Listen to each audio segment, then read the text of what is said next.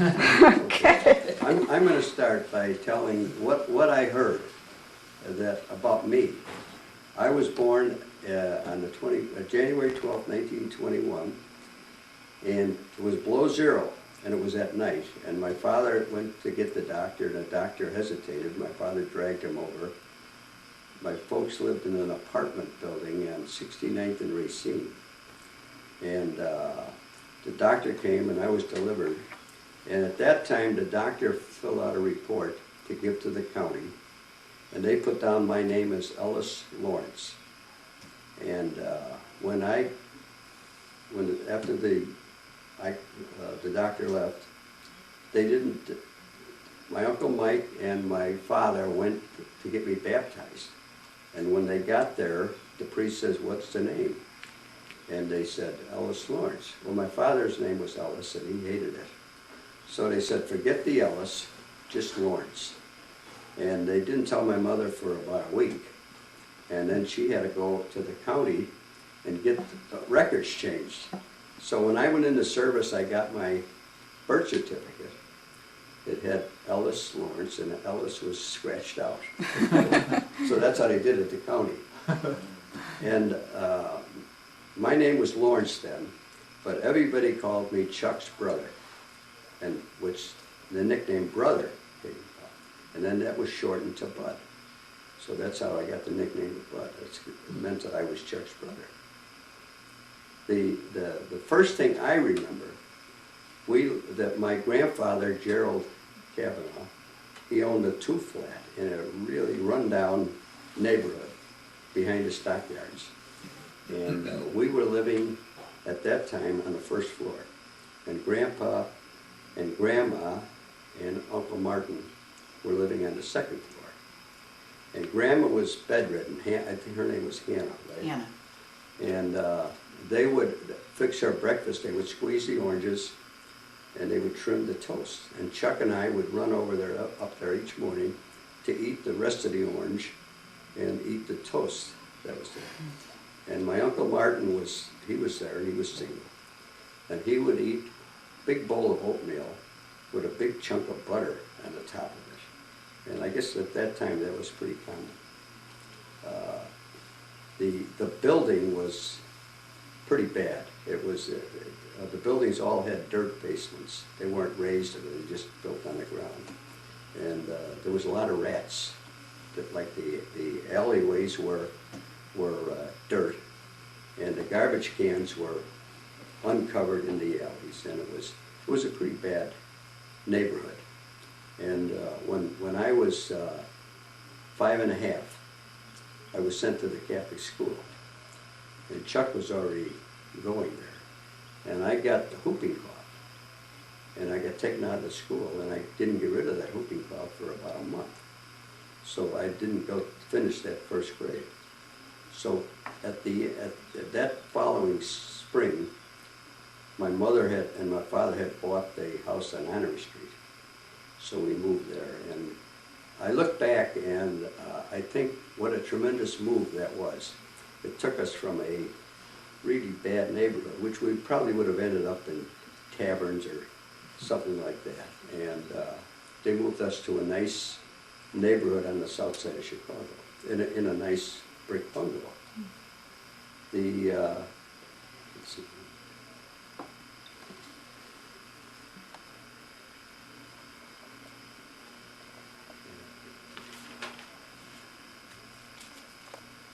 Grandpa, when we was to visit Grandpa, he was on relief.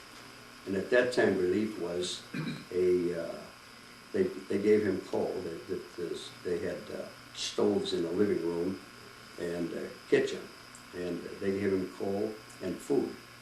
So he was getting food was better than we were eating, because there was 6 kids on the first floor living in that two-flat place. But after we moved to Honorary Street, that summer, on the 4th of July, I ran out on the street to get a firecracker, and I was hit by a car and run over. And I was unconscious for 3 days in the hospital. And I received the last rites, and they figured I was going to die. But I came through. And the rest of that summer I spent back at Grandpa's, because they had to watch me, and there was 5 other kids there. Well, I got better and started grammar school at 6 1/2.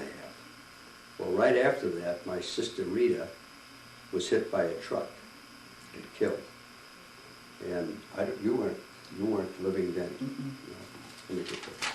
She was 3 and She a was half. 3 or 3 1/2 now. And she was going to the store, and the truck that hit her was a delivery truck, and it backed up, rather than go around the block, it backed up about 3 buildings and backed and run over her.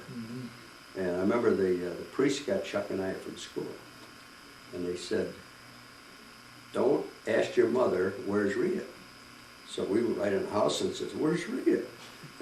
But the priest was there, and he kept my mother pretty calm. My dad had sent Rita to the store, so he was pretty well fixed up or bad. And Because Mom and Ann were shopping when Rita got run over. Right. They were shopping, weren't home. yeah, Ann probably wasn't in school yet. Yeah. Was your mom carrying a lot of resentment then afterwards that he had sent her? I think so. Oh yeah. And how old were you and my dad at that time? Hmm? You were in school, how old were you? I was, Chuck had to be about 8. Right. I was 6 1/2. So he was probably in 3rd grade. I was Did you in guys 8th. talk about it at all, you and Chuck? And Not really. It's No. been so long that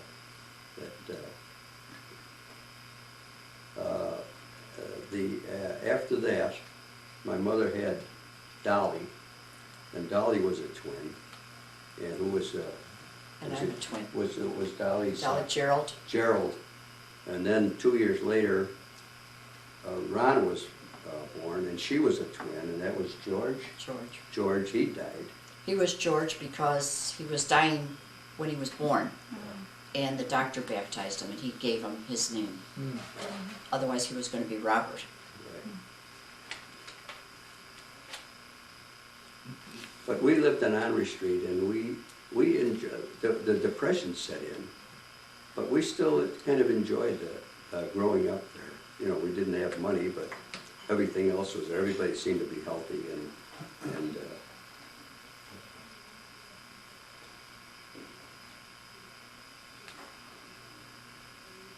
the Depression set in. Pat was born in '32, and the Depression got worse. And my father was a city fireman, and he was working, but they didn't pay him. And they would give him a food vouchers to the A&P so that he could get food, but nothing else. And the people in the neighborhood, a lot of them were losing their homes because of the Depression. And the government came out with a loan situation where they got into the mortgage business. And my mother would spend days down at the county building to get, you had to be working to get this mortgage, but it was some relief. The old way a mortgage ran was you only paid interest. You never lowered the mortgage. You always just paid the interest. But even with the Depression, people couldn't pay the interest. And the value of the property got to the point where it was worth less than a mortgage. So people were walking away from the homes rather than, they could buy another home cheaper. So the banks they didn't want the homes. So they got to the point where they were lowering the mortgage to keep you in there. And the government stepped in and says, this is income. Forgiveness of indebtedness is income. So they started taxing people when their mortgage was due. But anyway, my mother finally got a mortgage through the government loan thing. And after World War II, the government went to the local banks and they auctioned off these mortgages. And we ended up with Tallman Savings and Loan. They bought all of the mortgages on the south side of Chicago. So we ended up with paying, that's why Ma got, and she was with Tallman's with several savings. She had savings accounts for each of the kids, a couple of $100 in each one. And if she needed money, she'd take 100 from this one. But when I got run over, there was some money put in an escrow, maybe $500–600, which was a lot of money at that time. And when my sister got killed, Sister Rita, there was money put in, the living kids, there was money put in an escrow, maybe $400 or $500 for each of us. But during the Depression, my mother would go down to the county building and plead poverty, so she could get maybe $50 from each one, to the point where by the time we grow up, the money wasn't there anymore. That had been used to keep living.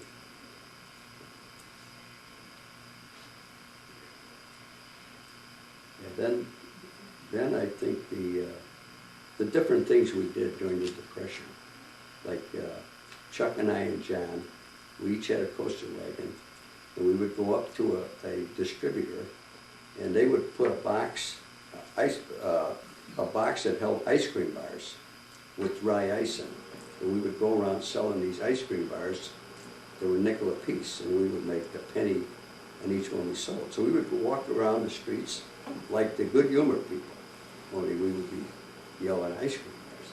And Chuck got foxy. He went up at noontime. He would be by the factories at 75th Street, and the guys would come out to lunch and they'd buy ice cream bars from him. And the ice cream bars were called Tasty. And in the stick, the part that was in the ice cream, if you got the word Tasty on it, it was a free ice cream bar. Well, my brother John, he could not resist. So he ate almost all of his ice cream bars, thinking he'd get a winner. Well, at the end of the day, my mother had to give him money so he could go and check out. But that was John. He was at home, he was called a finisher, because after everybody ate, John would finish. He had a tremendous appetite for some reason. So the dad called him the finisher. And after as the Depression ended, then Chuck got out of school. He went to De La Salle. And while he was at De La Salle, he played the bassoon, the big long instrument that went boom, boom, boom. You know, it made a bass noise. And he would practice in the basement. He'd walk the basement playing it, and he would knock the light bulbs out because the thing stuck up in the air. But he was good at it. And when he graduated, it was in '37, he was a mail secretary, because at that time the high schools only trained you for a job. They didn't train you for college. And he went to work for Xerox, I think, the chemical. They made, antifreeze was just coming out then. Prior to that, people used alcohol, and at night they would drain their radiators and then fill them up again in the morning, in the wintertime. Otherwise, they'd have water in there. But Xerox came out with antifreeze, and Chuck worked with that company until he was drafted. And I got out of school in '39, and I went to a public school, and the rest of them went to Catholic schools. But so because of that, and I think I still had a couple of bucks in the fund, I went to a business college for 1 year. It was called Chicago Commerce and Industry or some name like that. And they had a 1-year accounting course. So I went 1 year. So I started work in 1940. And when Chuck got drafted in about '41, and about 2 or 3 months after he got drafted, Pearl Harbor came. And when you go into service, you're classified as to what you did before you were drafted. And they would classify you, and then they would give you IQ test. And if you got, I think, over 110, you were eligible to go to officers training school. Well, Chuck went in and he got big grades, and he went into the officers training school. But when he went in before the war, it was only supposed to be for 1 year. And of course, when the war broke out, then it was for the duration. Well, when I went in, I was an accountant. So I was classified as a bookkeeper. And I went to Fort Sheridan. And when I got there, they were looking for people in the finance. So anyone classified as a bookkeeper or accounting went to the finance. I got a high IQ too. So they came to me and they says, you're eligible for officer's training. But because of your age, you will probably go into combat. So the captain there says, and if you got all your marbles, he says you'll stay in finance, which I did. But you didn't get the officer's training, because the officer's training for finance, they were taking business managers that were probably in auditing firms and so on. But I went into the finance and went to Fort Benjamin Harrison for 3 months to learn all the different finances from the different countries. And then we were shipped over to England, and we went over on the Queen Mary. And that was the only ship at the time that didn't have an escort, because it could go so fast that the torpedo boats didn't have time to set up and shoot at it. So they would go at a zigzag across the ocean and by itself. So we landed in Scotland, and then we took trucks down into England. And we were a freelance finance company. There was 3 officers and 17 enlisted men. And we carried with us about $4 million in money. It was English money to start with, and we would pay off whoever was in that area that needed to be paid. They would, their officer would come with the payroll and submit it, and we would figure it out and give them this equal money, because they got paid cash. So we would have to take the whole payroll and make sure there was enough pounds and enough shillings and enough pennies so that they'd come out even, and they very rarely did. Because at that time, it took 20 pence to make a pound and 12 pennies to make a pence. So nothing was, they've changed it since, but nothing was on a period basis. And they had adding machines that had 3 different columns. And when you'd add them up, the machine would read the right denominations. But it was really hard to get used to. And the pound, during the war, they set the value of the money at a certain figure for the duration. And a pound was worth $4.03. And then when we went to France, the franc was worth 2 cents, and the mark was worth 10 cents. And this was all prearranged at the beginning of the war, so that the money didn't fluctuate every day. Otherwise, they would know how to. Because you had to take the American money and convert it to the foreign money. But anyway, getting back to England, we were stationed. We initially went from Scotland, and we were stationed about 20 miles out of London. So we could go to London every weekend. And being in the finance, we were always welcome. Anytime we moved into a camp, here are the people that are going to pay you. Oh God, we were treated like royalty. Any place we went, and we were mostly paying people that were building airfields. The first thing they had to do over in England was build a lot of airfields for the bombing of Europe. And we were stationed next to one of these airfields. It had been a castle that some English king built for his mistress. It was about 20 miles out of London.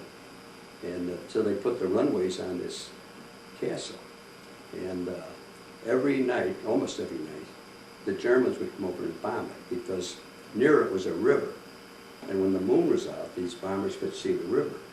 So we'd be almost in a trench, almost at least 5 nights out of the week. And one time they'd come very close to us, and but mostly with incendiaries. They were smaller bombs, and they would blast open. And a lot of them landed in the field, and there wasn't enough concussion for them to go off. So there was a lot of empty ones. But there was some big holes in the fields around there. But they almost always missed the airfield. And the airfield there, it was mostly 2-engine bombers. And they would take off right at our hut. You look out the window and there'd be an airplane coming right at you. And they looked up at the last minute and missed us. And we were there about, I'd say about 14 months before D-Day. We were there a long time. And then when we were there, Chuck came over with his, patent. And they come over late because they were training in the States. And when they come over, they're ready for combat. They didn't have to wait for anything. And they waited until their time to go in combat with Pat and Lee. At that time I met Marty Hennigan. He was in the gliders, and they were waiting to go in for D-Day, the day before D-Day. Chuck actually, they went in after D-Day. They had to wait till they had a beachhead, and then they brought the tanks in with Patton, and he ran across Europe. But he wasn't in Europe too long, but we were fortunate that we got together for a weekend. And when D-Day came, we were sent to Southampton, which was the southern part of England, and that's where most of the ships went across the channel to the Cherbourg Peninsula, where all the invasion was. And we went in there 10 days after D-Day because the Army thought that being paid was a morale factor. So they wanted the troops to get paid on the last of the month, whether there was combat or not. So when we went in there, the stuff was still there from D-Day. There was tanks that were bombed and they were on the side of the road, and animals were laying in the field all bloated up. Anything that moved got shot. So there was chaos. But the Cherbourg area was an apple area. And they made apple cider, and they made some heavy liquor that was that was very powerful from apples. But the little kids there, they come up and talk to you, and they had that whiskey smell to them because they drank apple cider and not milk. And we were stationed at St. Mary and Glees, which was right on where the invasion was, and we had one of the few buildings that was left. And the road running through there was the only road in the peninsula that went into the main part of France. And the government, the Army, took that road over, and the MPs guarded it. And they had what they call a Red Ball Express, that the ammunition, the gas trucks, loaded with cans, the 5-gallon cans, they were just lined up. You couldn't see the end of them, bringing gasoline to the troops, mostly the tanks. And that's what hurt Hitler. So the government knew enough to keep our people supplied with gasoline. So we were on that road, and we would share our place with the MPs because they were controlling the roads there, and they were the only one. Everybody else was moving forward. And after Patton broke loose, we went to a town called Laval. It was in the center of France. And we got there, Patton had gone by a week or so earlier. And the French people had the collaborators, they were marching them down the street and to put them in jail. And the women, they had heads shaved. And the men, they were just handcuffed when they were going. But they were running them down the middle of the street, and the people, all the natives were on the sidelines booing. We had a captain. This guy was a regular Army man, and he knew that he had to be with a woman every night.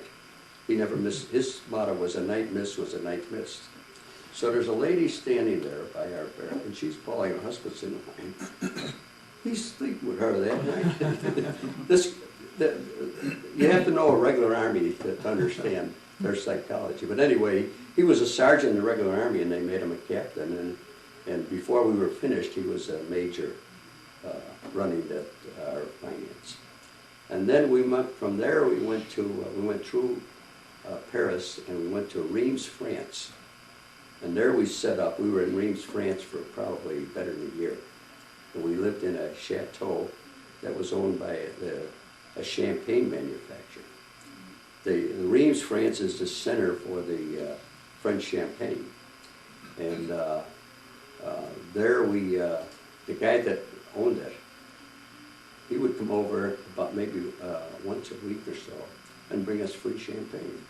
So we were drinking champagne out of tin cups. It's crazy. But we stayed there, I would say, a year. And then we went from there, we went to Germany with a Remagen bridge that they found. We went in that area for maybe a month or so. And then from there we went, the war ended. And we went to Marseille, France to wait to come home. So we waited from May to November to get shipped home because they were more anxious to get the people that didn't have the credits. To get home, you had to have a certain number of credits.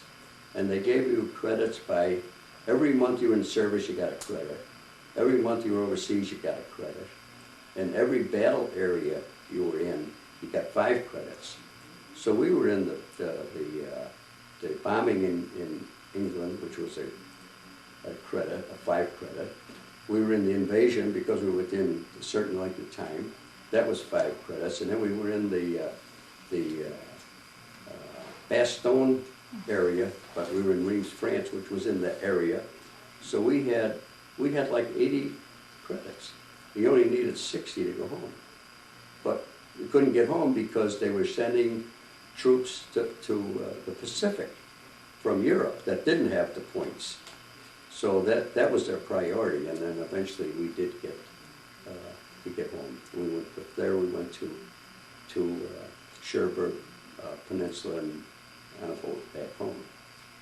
But while we were in Marseille, France, the war was over in Europe. So it was kind of freedom. You could go, like, I went, one week I went back to London. Another week we went to Paris. You know, you could get anything you wanted because they were just waiting to send you home. And the camp in Marseille was like in the desert. It was outside of town. It was hot there. And we were there during the summer months. And it was completely run by German prisoners. They did they had a stockade, and they would march them out about 5 or 5:30 in the morning, and they run all the mess halls. They did all the janitor work. They did the cooking, and they liked it because, you know, they were out of the pit. And there were a lot of very young Germans, like 15, 16-year-old in there. I have to, let me go back a little bit. During the Depression, it was funny. We never got to go to the dentist because there was no money. So finally, maybe in the late 30s, there was a guy opened up a dentist office in an apartment building. He had a dentist chair in his kitchen. Did you ever go to him? No. So we would go to him, and he would take an examination, and he would determine how many teeth had to be filled, and we had a lot of fillings. And in my case, I think I had 13 fillings that I needed to be done, and he would mark a price for the whole job, and we would go back to Ma and get the okay. So my bill was $25 to get 13 fillings. But Chuck, I don't think Chuck had as many as me. But anyway, one time we went there, Chuck and I and Ann, and Chuck got a Novocaine shot, and he passed out. Well, that dentist, he about died because I think he was illegal to start with. Sure. And so from then on, Chuck got treated. When he first came in, he got treated right away. And then another time, I'm sure that you've heard about that if you weren't acting right, you got threatened with, at Christmas time, with no toys and coal in your stockings. See, we used to get a stocking that had an apple and an orange and mixed nuts, and Christmas candy. Well, this Christmas, John come down, he had been acting up. He had cold. Well, he got fit to be tied. He went upstairs, we slept in an attic. He went up there, and he wouldn't come down. So, well, they finally got him down in the middle of Christmas Day, and he got 2 apples and 2 oranges, and 2 bags of, he got double what we got. Do you remember the story about how he got into the 8th grade play? Chuck. Uh-huh. Yeah, Chuck, the schools there, they, in the spring, they had, they put on plays, the 6th and 7th and 8th grade put on plays. And when he was in 8th grade, they had a musical, I don't know what the musical was, but he sang on the stage with a girl. They both sang, but he never touched her, he just sang with her up there. And I was in the 6th grade, and we put on a minstrel. And I had black face and everything, but I didn't have the leads. Like Chuck was an honor student, so he got the leads in the play. How did they know he knew how to sing? Well, I think that they had music teachers there. You had all through high school, through grammar school, you had a music teacher. They had one teacher. Didn't our dad sing too? Our dad sang too. I suppose, I don't remember. That's what I heard. That's what Mom told us. That he sang in church. Even. Yeah. But when I had 3rd grade, they had a music teacher. Everybody had the harmonica. She was teaching kids how to play the harmonica. And this was the heart of the Depression. So the harmonicas cost 50 cents. They were Horner. They were good harmonicas, but they cost 50 cents. And I think the day I got it, I lost it in the playground. I didn't play any more harmonicas, but some of the kids stayed with this woman. This nun, she'd teach the music for all the grades. And by the time they got to 8th grade, they were good. They were good. Maybe about 4 or 5 of them. But I wasn't going to get a second harmonica. Was that the reason that he got the scholarship to De La Salle? No, he got that from his grades. Okay.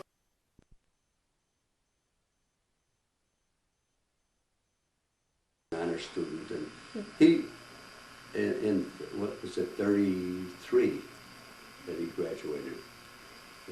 Yeah, 33 from grammar school. He would never have gone to De La Salle if he didn't get a scholarship. There was no money. So he went to, but he had to go. He had to take 2 streetcars. De La Salle was far away. It was over near Michigan Avenue and 35th Street, and we were at 72nd and west of Ashland. It was quite a trip. But he was an honor student at De La Salle too. How did he start playing bassoon? He joined a band there. De La Salle had the biggest band in the city, and they used to go in the state. One year they were state champs that he was with them. And so he joined the band instead of football and the other things. How did he pick that instrument, though? Huh? How did he come to pick that I instrument? think that they probably said, you're playing. We need 6 bassoon players, and you're going to be one of them. Yeah. He told us a story about how he had to clean the bassoon, and you had to stick some kind of tube or something. They had a rod that you cleaned it with. And one time, Uncle Lefty, Lefty was great for doing everything. He got a curtain rod. Well, he got stuck in the bassoon, and we had to take it to a musician. And Kate she called him everything. Of course, they paid to get it fixed. But on that bassoon, he had a little mouthpiece. He had to buy new ones of them. It was maybe 15, 20 cents each, and it was a lot of money at the time. But he was good at it, and of course, when he lost his arm, he couldn't. Same way with his secretarial work, he couldn't do that anymore. You have to get out of service. I think he told us that Lefty and your dad cleaned it, and they split it Well, that's what right down the middle. Lefty with the curtain rod. It didn't. He said that was the end of the bassoon after that. It was funny with Lefty. He liked to play cards. He'd come over. He worked at Armour's, and he'd start like at 11 o'clock at night. And he'd come over maybe about 7. And we'd play pinochle. Ann played, I played, and Chuck played. And maybe about 10 o'clock, my father would say, you're not gonna go to work, are you? We're having so much fun. Well, a couple of times he never went to work. But, yeah, Kate and Lefty were at our place a lot. All the They had no time. kids there, and They lived right next door to you guys, right? Oh, no. No, they lived away, they lived. But they had a car, she drove. She had a car. She had a Auburn. You had almost, it helped to get up. It was about 2 feet off the ground. It was like a tank, but it was a big car. And Kate and Lefty would take us to the cemetery once in a while. And we would, when you went to the cemetery, you stopped at, what was that, Rainbow ice cream. It was a sherbet thing, and they used to put it on a flat, not a dipper, they put it flat on there. You And probably you'd went get there, Oh, 97 in sure. West you Street. get 13 flavors, and it was a rainbow. And I'll tell you, but man, that was a treat. Yeah. Yeah. You know, you think, just to get a ride in the car was a treat. Yeah. You know, and you'd go to the cemetery and, you know, you have to endure while the women bawled a little. And then on the way home, you got the rainbow ice cream. But Kate, another thing they used to do, they would come over like a Sunday, and they would give Chuck $1. And Chuck had to split it. And I don't know to this day how he split it, but I got 15 cents. The movie was a dime, and popcorn was a nickel. And the popcorn was sold outside the theater. Usually there was a little candy store, and you bought the popcorn, and they would put, it was a paper bag, white paper bag, and they would put the butter on it. And that thing would be the greasiest thing, you know, but it was good. And we would be waiting on Sunday for them to show up, because if they didn't show up, we didn't go to the movies. Oh. And if you were really lucky, Mike showed up. Mike, yeah, if you had another nickel, on the way home there was a delicatessen on Ashland Street, and you could buy a big dill pickle and a peppermint stick for a nickel. And you take that peppermint stick and you put it in the pickle and you suck the juice up through the peppermint stick. And man, that was great, because by the time you got out of the show, you know, it was like 5 o'clock in the afternoon. You were really hungry. And you go in this delicatessen, they had this big drum of pickles, and you could reach in, you know, sanitary. You reach in to get the biggest one you could find. Did you ever offer that to the grandkids? Peppermint stick in a pickle? It would Never. No. They go It had to yuck, be- they go yuck. It had to be dill. We didn't have too Not many a dill, snacks. sour, it was sour pickles. And You ever Aunt, do that? Sure, Shaq's was the name of the Yeah, delicatessen, yeah, 67th and Ashland. yeah. Hmm. Oh, yeah. Aunt Kate was your dad's, Oh, My mother. mother's sister. your mother's Yeah, sister. the- Oh. My mother was But Uncle oldest. Mike was our dad's brother, Yeah. and he Okay. would slip you money when he came Yeah, to. Mike was, he was a police sergeant when we were young, and he Captain. eventually got to be a captain. But he had a little side money, but, he was good at it. He was my godfather, and, one time he gave me a silk reading gown to wear around the house, and Chuck was the reader, I wasn't the reader, so Chuck traded me for the gown. And in the pocket of the gown was a $5 bill. To him. Our gang over to play cards with him. Would they let you drink beer, or you weren't? Oh, yeah. Oh, no. Well, he'd rather they'd be drinking You beer couldn't- in the basement than They out in the didn't have, tavern. they didn't have the canned beer at the time. No? No. When I was a kid, you could go to a tavern. I could go, let's say I'm 11 or 12 years old, with a bucket and 15 cents, and I'd go get a bucket of beer for Dad, and bring it home on a hot day. Yeah. And it was 5 blocks away. Well, by the time he got home, the phone was gone, and he'd say, "Are you drinking?" You know. But he wasn't a But you drinker. could go, huh? Dad was not a Oh, drinker. no, he couldn't hold it. If he had whiskey, he'd get sick. Mm-hmm. But no, he was not a drinker. Just his, really the only vice was The gambling. gambling. I know you had pinochle parties and so forth. Were you all good players? I don't think so. I think we were probably average. I remember Dad, he'd renege a lot, you know, and if you didn't catch him, he'd have a trump at the end, you know, because in pinochle, there's one, the last trick is an extra point. Ah. So he'd always have me say, "Oh, look at that, a 9 takes a trick." Well, he Oh. probably cheated. Holding back that 9. Uh-huh. Yeah. It was a good life. You know, the people call it, I call that depression was living without money. It wasn't really depressing. It was depressing if you were working, but we weren't working. You know, I had a paper route. Chuck and John and I on Sundays would just go down the street selling papers for Mrs. McMahon. And Tell him what Chuck did to John, though, when he come back after collecting. No, John was the one. But the Mrs. McMahon, we'd go at the end and check out with her. And she'd slip John a dime, which a dime was pretty good. Well, John knew that if he brought it home, he'd have to split it. So he'd stop, he had an appetite, he'd stop and get, Case Moody had 5-cent pies, fruit pies. He'd buy 2 of them and eat them. Uh-huh. Then he'd come home. Yeah, but these guys knew that he had the extra dime, and they'd turn him upside down, Oh, see yeah, if it they was could too shake the late. dime out of him. Uh-huh. It was too late. Too late. John wasn't good with the language, and one day he got fed up. We were on Walcott, and he ran across the prairie, and he told Mike, "I designed." He was resigning, but he designed. He never let, even his kids, he told his kids that, and they would razz him. Did you sell newspapers or We got all the, magazines? no, we had all the newspapers, the Tribune, there was, not the Sun, the Daily Herald, or the Herald and the Tribune. And then I worked delivering papers in the morning, the Tribune, from 4 to 6 in the morning, and during high school. And I got $10 a month, and I delivered every day of the week. Mm-hmm. And that thing was, 4 years later, I was still making $10 a month. Nothing changed. We had a little Jewish guy, Sam something. He was the dispatcher. 69th and Damon, he used to have to go. He had a little candy store there, or the store was a candy store. And we'd go get the papers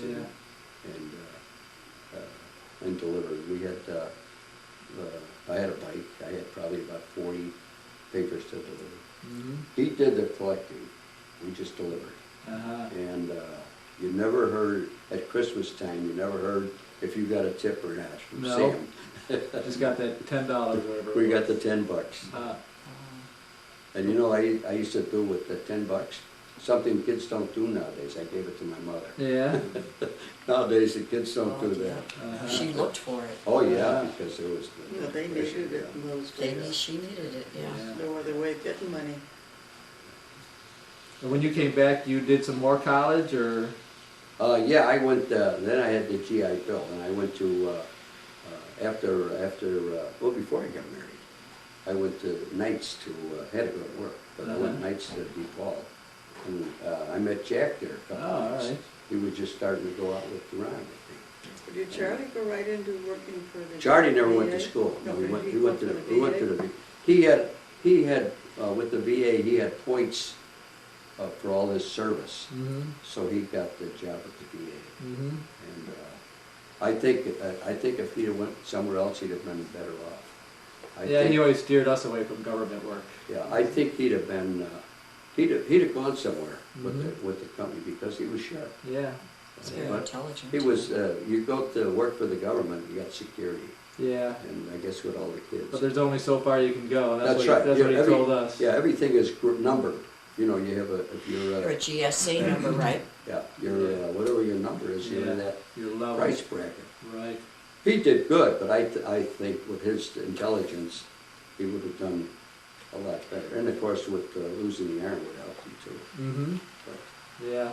Yeah, and then the bureaucracy got pretty political there towards the end, and that's when he just said, nah, Yeah. I'm taking an early well, retirement. he told me that they, when they had that, I think it was Nixon, when they had his impeachment trial, the senator that run it, he was a Southern senator, he got passed some kind of a bonus if you retired within a certain time, you got an additional bonus.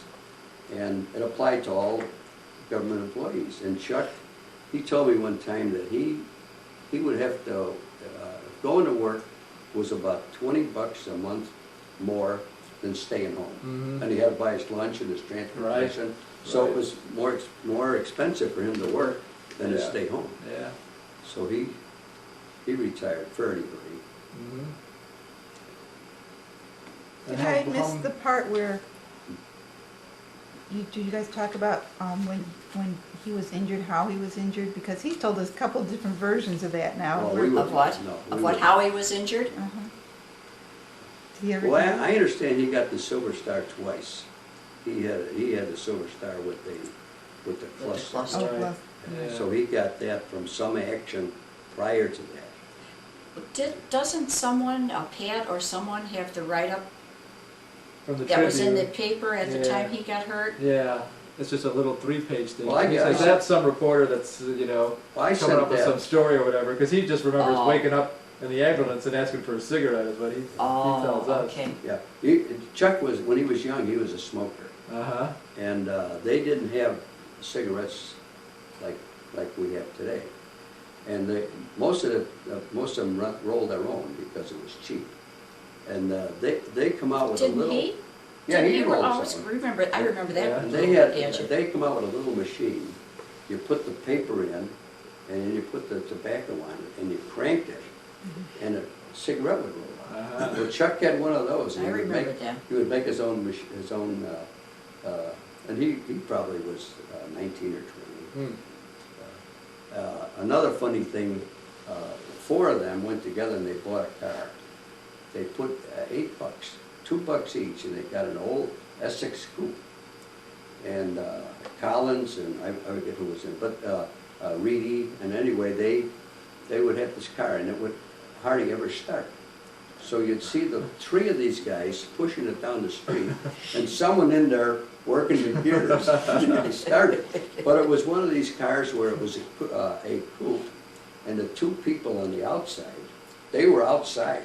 If it was cold out, and they would go on a trip somewhere, like to Indiana or something, and 2 people had a freeze. Uh-huh. Do you know the names of the 4? Did he tell you Huh? that? Did he tell you about No, I that don't car? know. No. Jim No. Collins, Mikey Croak, Joe Reedy, and Chuck. I think those were they used to go before the war. They would go to dances, his gang, and they used to go to over around 59th or 51st in Damon. Mikey Croak ended up marrying a gal from that area. It was a Polish neighborhood, Hmm. and they would go to dances there. Hmm. Didn't Chuck have a banjo up in the attic that he used to play all the time? I think he did, yeah. Uh-huh. Well, it's very. He spent a lot of time up there Oh, yeah. upstairs in Because his room reading. He had the private bedroom, what the hell? Yeah, I he shouldn't. spent a lot of time. I in had his shared bedroom. they had a bedroom, there was no insulation in the attic. It was just, they put some drywall up, and they made at one end, they made a bedroom, and the other end, they made a bedroom, and the center part was open. Well, he had the front bedroom, and John and I, there was 2 beds in the other bedroom. And John was, he was a chewer. He'd get a piece of gum or something, he'd go to bed, he'd chew all night. There was nights I had to get up, take the gum out of his mouth. But that attic, they put a linoleum floor in. In the wintertime, Cold. you jumped out of bed and you were so wide awake. Uh-huh. Man, that. Yeah, that no cold insulation floor. up there. Huh. And the summer, God, it was unbearable. It's, And Grandma kept that house until, what, maybe mid-60s or something like that? yeah, she Around the was, time Pat got married. yeah, it was quite late. Yeah. So that was quite a long time, that Yeah. house, that you guys had that house in the family. After the boys went in service, us girls were all in one bedroom downstairs, so my mother said, if you want, make some little curtains, you can have one of the bedrooms up in the attic. Uh-huh. Well, the boys are gone, so I made the little curtains and went up there, and I was afraid to stay up there, so I didn't last. We had the stairway going up, it went up halfway, and then they had a turnaround, so there was a landing there. And John had to go to bed first. He was always on that landing. He would never go all the way up by himself. Wait for somebody else to come Yeah, along. yeah. It was kind of scary up there. Wasn't too Yeah, bright. Yeah, I'll say.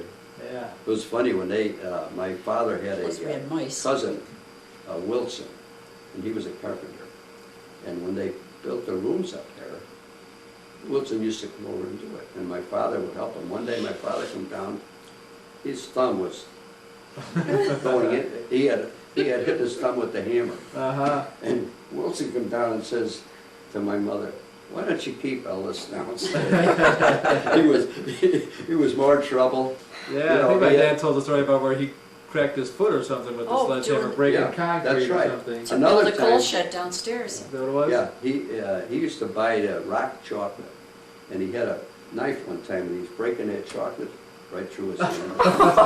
And he tore the ligament. So when he'd get mad at you, he'd put that, to make a fist, he had to bend that finger. Oh, he couldn't do it himself. He had to bend it. Huh. Can you guys talk a little bit about like what your dad's personality was like and your mom's personality and what you kind of My did? dad had a good sense of humor. Yeah. But he wasn't. It was a tease, like Jen. Yeah,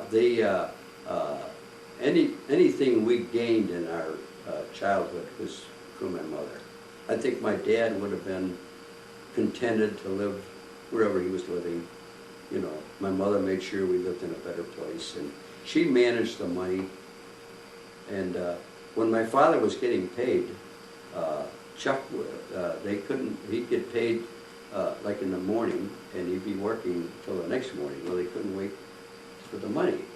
So they'd send Chuck to the fire barn where he worked, and they'd pin the money on his underwear, or some of it, and send him back. Well, it costs 3 cents if you're under 12 to take the streetcar ride. Well, he got to the point where he couldn't get on for 3 cents, so I had to go. And they would let me slide the pole, you know, in the fire barn. And one time they said, "You're going to stay for ice cream." They had ice cream in dry ice, and they brought the ice cream out, and it was like a brick. They couldn't get. They got their hatchets out, breaking the ice cream up. What firehouse was that? Do you remember? It was where that it was engine 39. 33rd National. 33rd, Oh, all right. off of Off that, Ashland. it was almost at Marshfield. And the homes around there were all wooden, Yeah. they were always at fires. You know, Yeah. the Did he homes were- always stay at the same barn? Pretty much, so Yeah. when we were kids, yeah. And he would come down Ashland, and if you had your uniform on, you rode free on the streetcars. Ah, And the same way at the theaters, you get in the theaters free. yeah. And he would be up at 63rd and Halsted on his day off with his uniform on. And he loved Oh, shows. did he ever? Yeah, he'd be up there, he'd go to 2 or 3 shows. And there were a couple on 69th Street. Oh yeah, one time my mother Oh, gosh. she spent a lot of time down trying to get this mortgage. So my father, when he'd be working, he'd call up. And we had a dog named Shepherd. It was a mangy thing. But anyway, we called him Shep. And Shep got hit by a car, and he's limping with one black leg, and he's underneath the steps. And my father called up and says, "How are things going?" And I says, "Okay," but Shep got hit by a car, and he thought I said Chuck. Oh. Christ's sake, about a half hour, there's the chief, the fire chief. My dad came running in, he says, "Where's he at?" And I says, "He's underneath the back porch." Oh, Jesus, did I get help.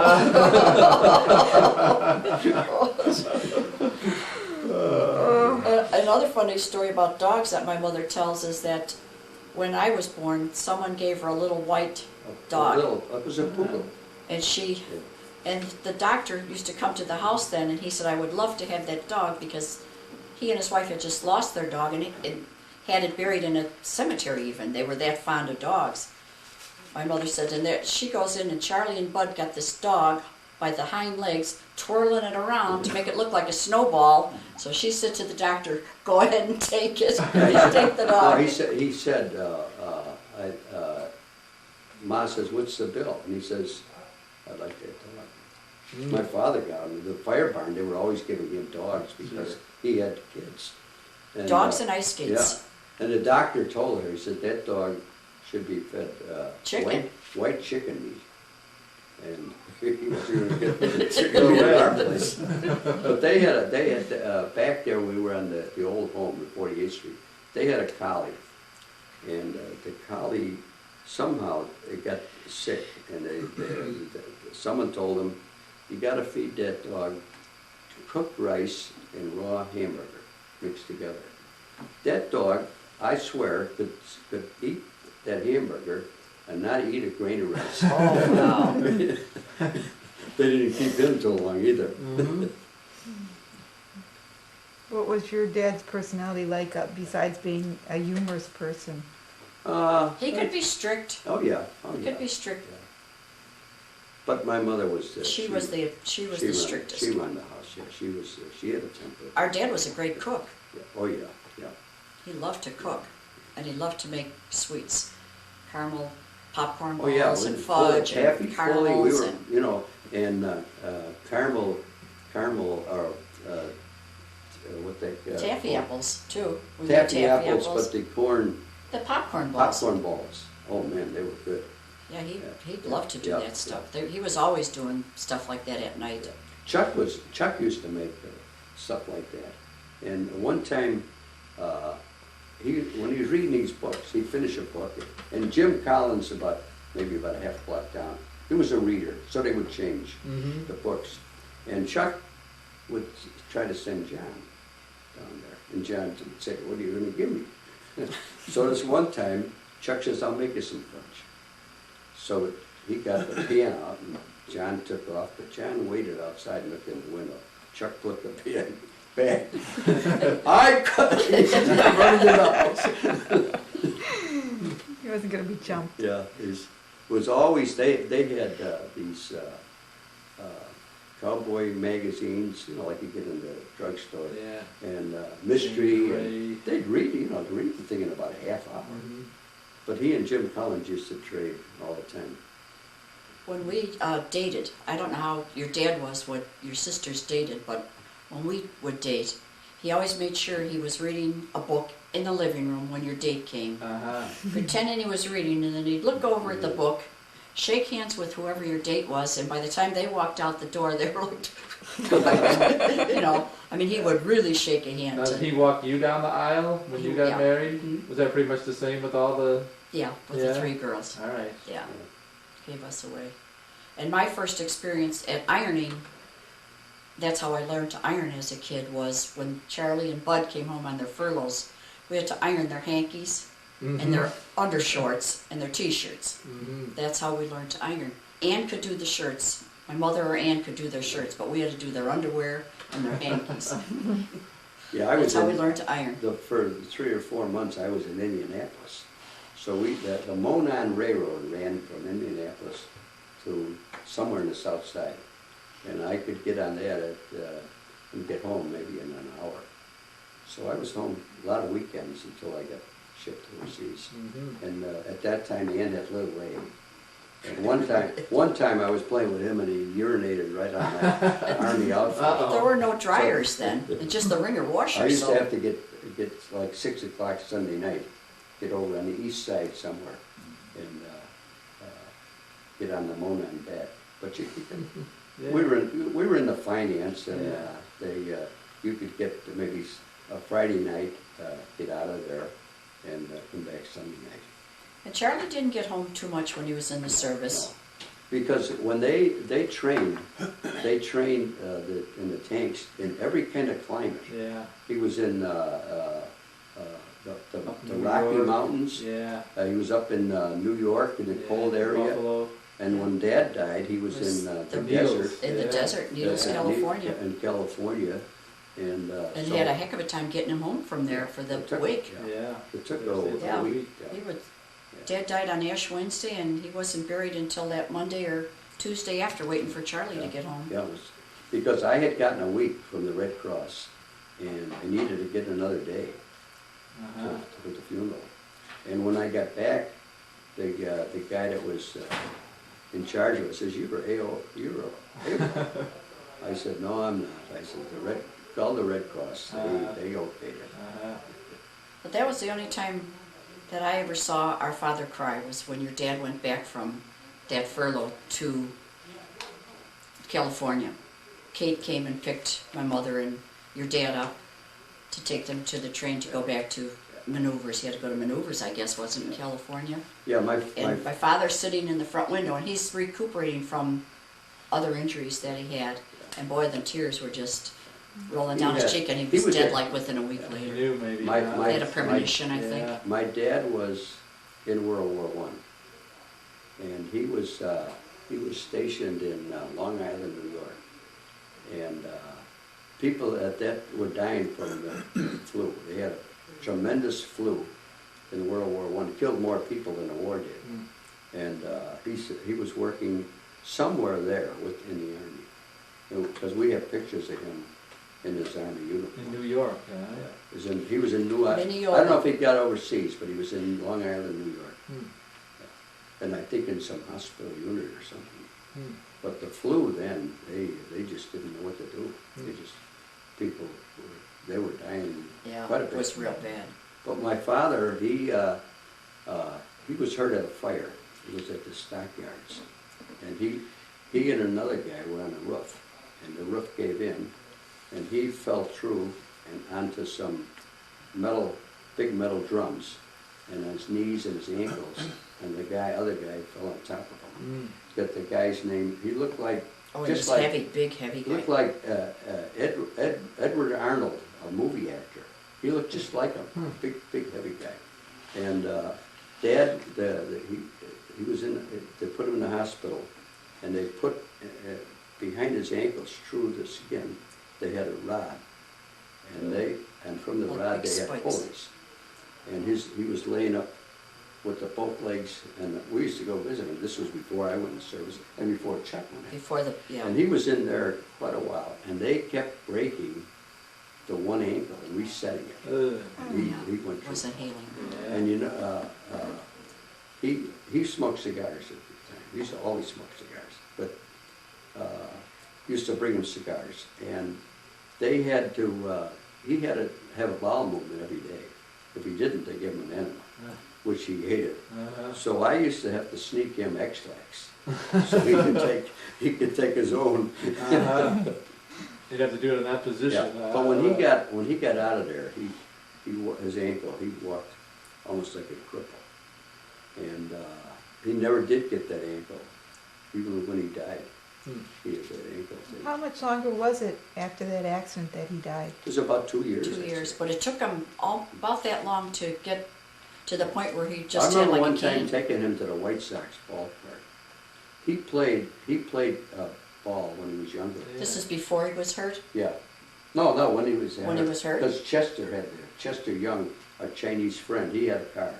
So the three of us went to a White Sox ballpark, and he played ball with a guy that was a coach on the White Sox, a guy named Webb. And Webb come over and said hello to him, and he says, "You want to go in the dugout?" Jimmy Dykes was managing, and he says, "You want to go in the clubhouse?" And my dad says, "I couldn't get that." But I remember taking him. And then when he died, the fire department said he died from natural causes, no pension. So my Uncle Mike got a lawyer, and they went to court, and he got a pension. Now the pension was about $74 a month, and that pension stayed that way, I'd say, for 25 years. Yes, she got like $10 a month for each one of us girls that were under 18 years old. She didn't And get a then whole lot. finally, after she was renting in that apartment, the state took over, and then they paid the pensions based on a percentage of the going salary. So she went from $74 a month to about $500 overnight. But she was dead within a couple of months after yeah. she got Is that there. right? Yeah, they almost did. But she struggled through. I remember one time she lived in an apartment, and she was going to the senior citizens group, and it was that week was her day to bring the cake. So I took her shopping. It was a shopping store, and she's looking in where they have the cakes, and they have a cake for 99 cents, and they had a cake for $1.25. And she says, "Which one should I get?" And I says, how often do you do it? Oh, once every 2 months. I says, take the $1 for it. So I put it in her cart. And I went over, they had a hardware store connected with it. I went over there, looked at it, and I come back when she's checking out. She's got that 99-cent paper. That's how she spent her life. She couldn't, the extra quarter was. Tell them the story about when you used to send her the money to, Bud paid her rent. You paid her rent when she was on Marshfield. For what? And, No, not Marshfield, when she went from Marshfield. Oh, I thought that was.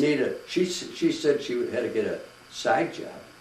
The color were taken over at 82nd. Yeah, she got hit on the And head she or said- something, right, one time? Well, Her purse she snatched? says that she wants to get an apartment. So I told her I'd help her out. But that was. But he was going to send the check. Well, your dad,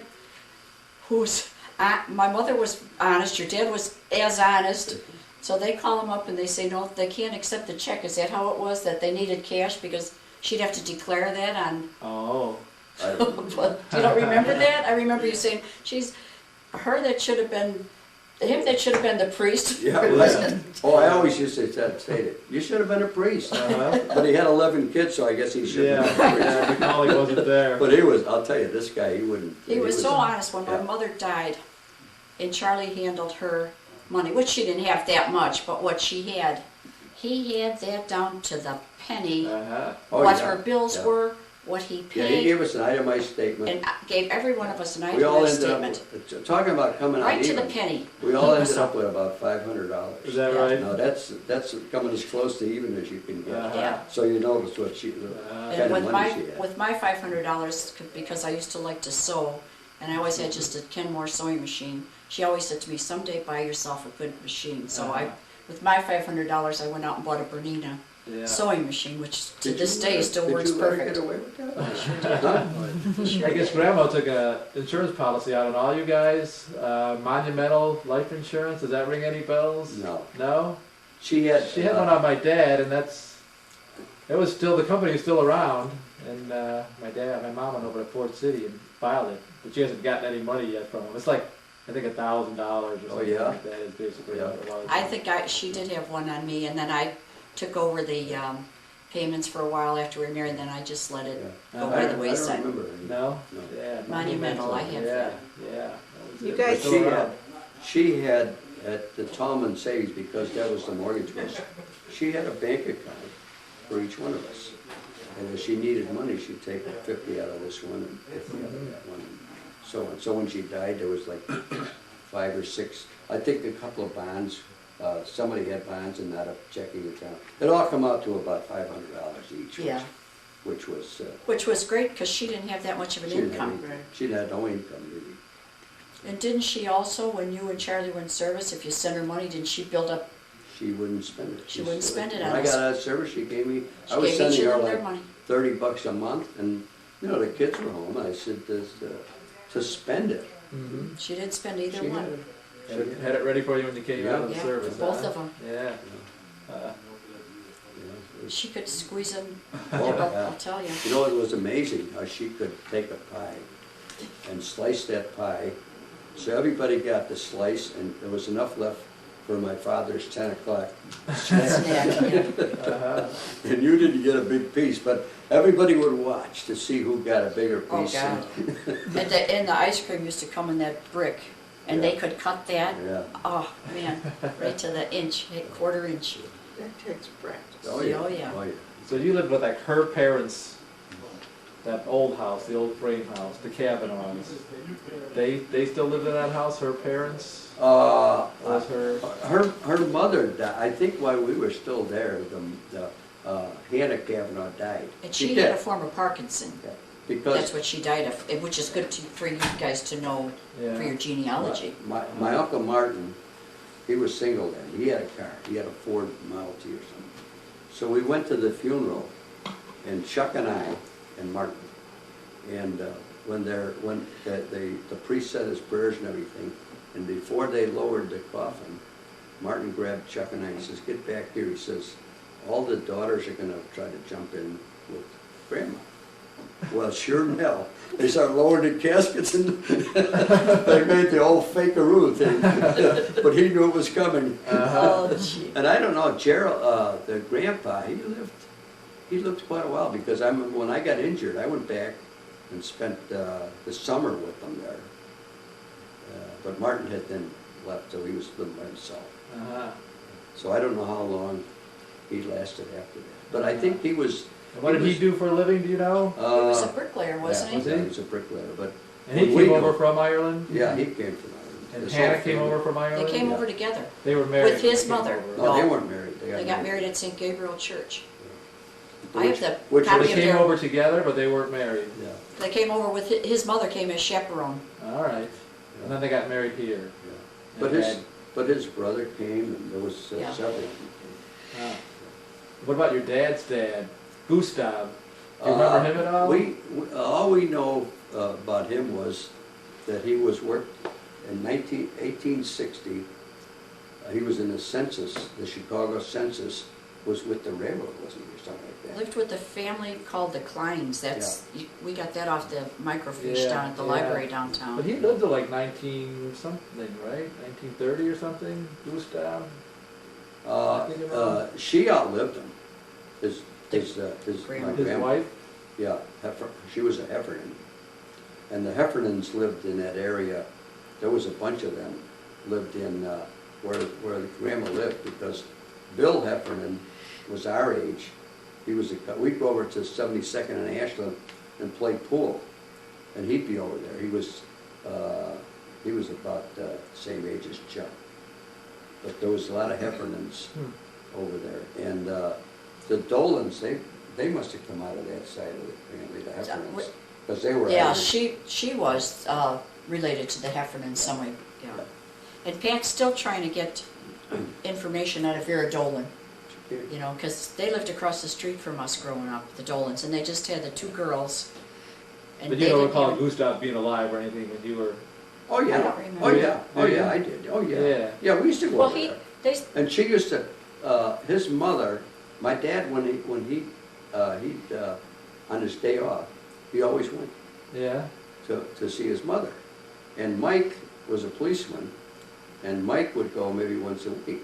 And she used to ball Mike up because Ellis came more often. And Mike says, I come on my day off. He comes on he gets more days Yeah, off that's than I right. do. The fireman. But it was funny, my father wouldn't, sometime he saw a kid get killed on a bike, so we couldn't have bikes. Huh. So when I finally got a paper route, my mother says, forget him. So the two of us went up to Sears, and we got, at that time Sears had Elgin bikes, they were the only ones. And I got a bike and for the paper route, and I was going to high school. And I come home from high school, my dad's day off, the bike could be missing. He's got the bike visiting his mother. Where did she live, or they lived? They lived about, I would say, Right the other they side lived of east of Ashland, about 73rd Street, in a wooden, that they Ah. sold, I was telling you about. So not far from... No, I would say it's probably, even, my Well, he dad could would walk walk over. it, he'd walk it in maybe 15 minutes. Yeah. Yeah. It's just the other side of Ashland. see, walking to Ashland was Yeah. easy, I mean, And- that was just our And my route. uncle Mike lived on Troop, which is a 70, little. on the 71st and Troop. Yeah, he lived almost straight east of us. And he had, I remember when he had all boys. And he had one of his boys, we'd go over there, one of the boys couldn't eat milk, ice cream or milk. They would get sick. So we would have ice cream and cake, and the kid had, at that time, ginger ale. They didn't have 7-Up or anything, but ginger ale was the big drink, so the kid had to have ginger ale. Uh-huh. I don't know which one it was. Dickie, Dickie, probably. they told us he'd turn to stone. Yeah. If he ate ice cream, he'd turn to stone. But he Well, that's a couldn't- name I've never heard. But Dickie Spatz? Yeah. Richard was his real name. Yeah. Yeah, because you hear of, Bernie and... Well, he Well, had, that's a Ronnie different and- family now. There was Kurt, Joe. Bernie was from Uncle Charlie. Yeah. Or Mike Bill, had, Bill. what? Bernie was from Charlie. Bernie, there's Mary Catherine, Bernie, She's And in, then she was there. yeah, and Tommy yeah. from that family. And then Mike had Kurt, Joe, Mike, and Richard, and then they had a little boy that died of cancer. He was only like 11 or 12. He was 9 years old. Was he? Because I remember he got a lump, he got a lump on his arm. And they went to the hospital and they examined him and the doctor says, the arm has got to come off. And Mike says, no. He had a few bucks. He brought a doctor in from the Mayo Clinic. And the doctor says, it's too late. They waited about 2 weeks. He says, it's too late. Great, huh? Yeah. Wow. What was that little boy's name, do you remember? I don't I know. don't It was Robert. Was his name Robert? I think it was Robert, It yeah. was Robert. And, Because we were engaged at the time that yeah. we went to the And funeral. Mike, I don't think Mike ever recovered from that. They go up to and visit the kid in the hospital, and the kid was, he didn't die right away. And from then on, Mike, he had cancer as far as he. So the doctor sent Mike on a trip around, not completely around the world, but he went on a long trip, Did he? and it didn't help him. He lost weight, and he eventually did die. Hmm. But his oldest boy was Kurt. He was my age, and he died awfully young. Well, Dickie did too. Well, he died he young. had the diabetes. Yeah. That's why I haven't heard that name. He died pretty young. Well, I mean, Not he really. was. He was no, in he his was. 40s. He was in the service. Yeah, I was going to say he was. He'd come out to the Veterans Hospital.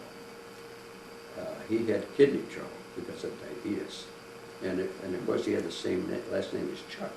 So they came to people that worked there, said they've got a spats down here. And Chuck says, "How's he doing?" He says, "He is. He isn't going to make it." But he was. I would say he was in his 40s. Yeah, he was. Yeah, but he had been in the service, and he was service connected with the VA. Did he get he married, kids, or you remember? He was married, but I don't know if he had children. I don't know. Yeah. We Because didn't. they moved out of state. Yeah. He and Michael moved out of state, and we lost. Once our dad died, we kind of lost track of most of those spats. My mother didn't, socialize with them that much. Dorothy she talked to on the phone, but Yeah, when we grew up on the south side, it was always, oh, you're Spats, Mike Spats, you're Tommy Spats. I'm like, yeah, they're like my dad's cousins. Nobody Yeah. ever asked me, do you know Dickie Spats or Richard well, Spats? they may or- not have known Yeah. them. But he didn't live Yeah, there. because he was more my age. Dick was more my And he age, was I moved think, out and of- Mike was moved out probably of that Dolly's area. age. So what was Gustav like? Well, He that's didn't have a German accent, did he? I don't mean, remember. He was dead by the time I was born. No, he was a typical. He was an American. He was. Mhm. He was born in New York, right? He was born in this Yeah, country. he was Yeah. born in this Yeah. country. So he was. Was he anything like your father, though? Well, it's hard to tell. He was older, and They were he had a- 35 when they got married, weren't they? Yeah, Did he Mom say? And what did he do for a living again? He was... Was he a railroad man? He was in the railroad. All right. But you don't remember very much about Gustav? No, not that much. No. Didn't get to Just see him that he often? was. I was a little kid, and he was an old man. Yeah. He probably wasn't that old.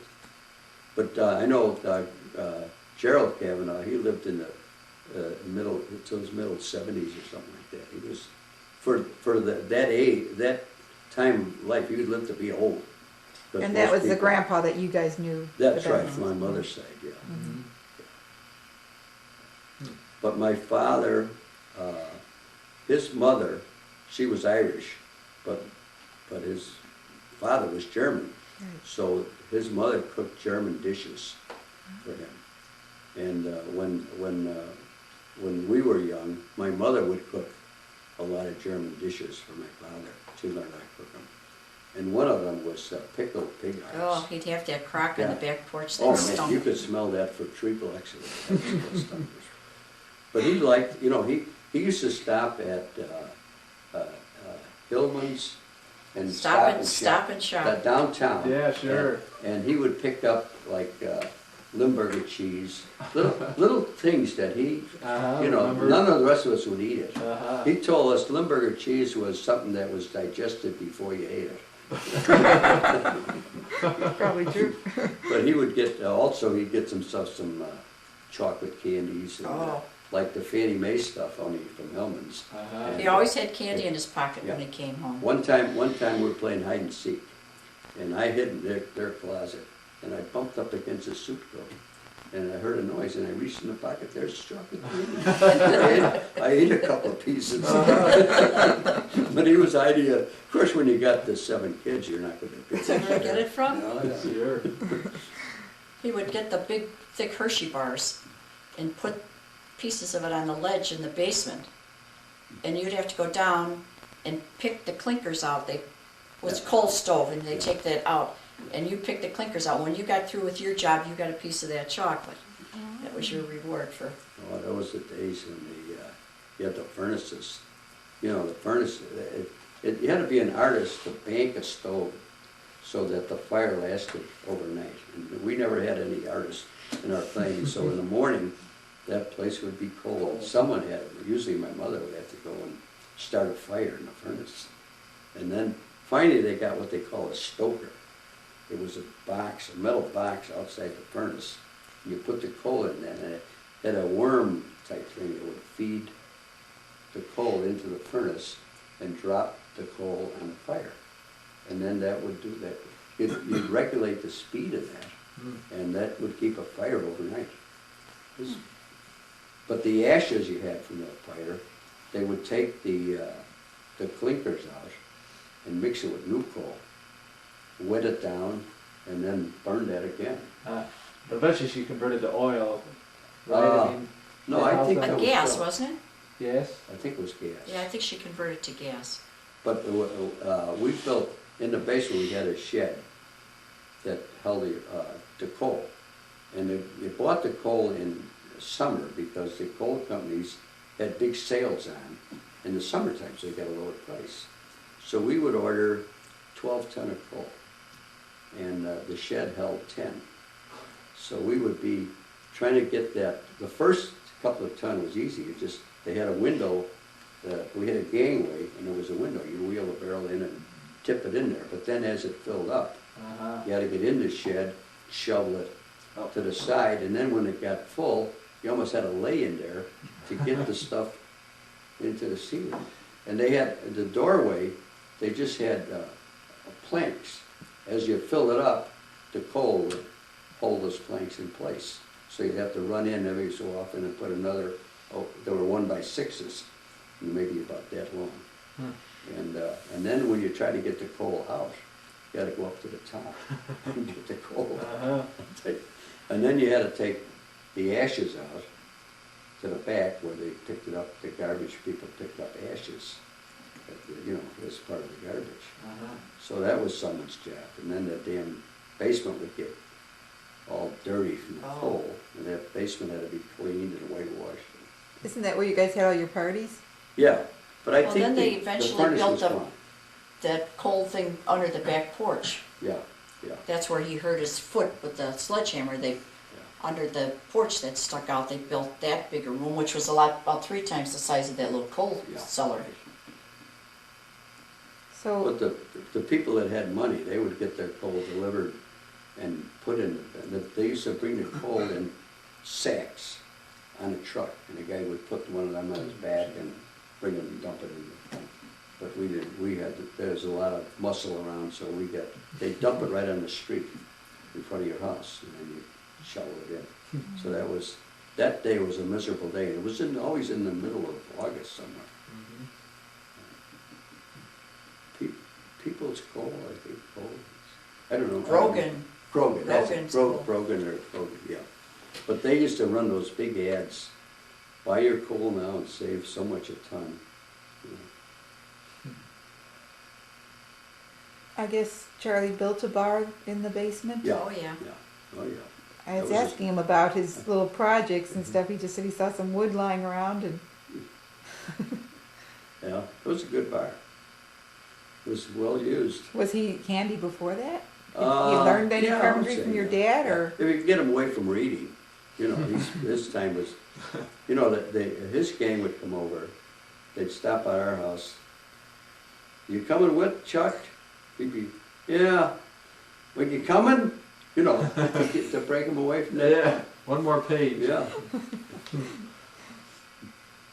Yeah, he says they never made any money on those parties either, basically. Oh, no. you know. Oh, no, they weren't. Oh, Put money in, you know, makers. your money, no. and they'd buy the beer and get the chili and Yeah.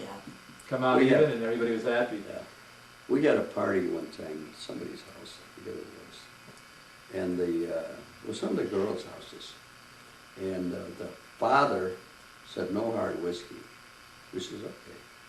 So when the party started, someone had brought in a bottle of old Granddad. And the father come out and says, that's pretty good whiskey. So we gave him a shot. Well, the guy didn't leave the party. We carried him up about an hour later, up the stairs and put him in bed. I forget it was one of the gals' basements. But that was the only party we ever had at her house.